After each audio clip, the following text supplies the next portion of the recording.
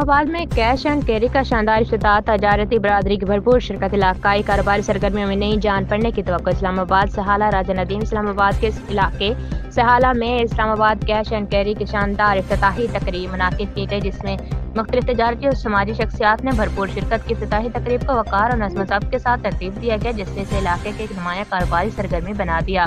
تقریب کے مہمان خصوصی صدر انجمن تاجران سہالہ اسلام آباد عامر نواز عباسی تھے، جنہوں نے فیتا کاٹ کر اسٹور کا باقاعدہ افتتاح کیا۔ ان قیامت پر منتظمین اور کاروباری حلقوں نے گرمجوشی سے استقبال کی۔ تقریب میں انجمن تاجران کے اہم عہدیداران، چیئرمین چودھری اختر زمان، نائب صدر اول اکبر خان، جنرل سیکرٹری یاسر فاروق جنجوعہ، کوآرڈینیٹر قاضی ارشد محمود اور سیکرٹری انفارمیشن چودھری دانش حسین نے خصوصی شرکت کی۔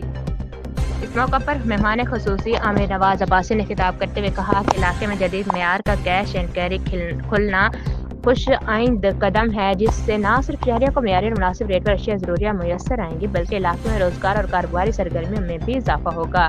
انہوں نے انتظامیہ کو بہترین سہولیات فراہم کرنے اور عوامی اعتماد جیتنے پر مبارکباد پیش کی۔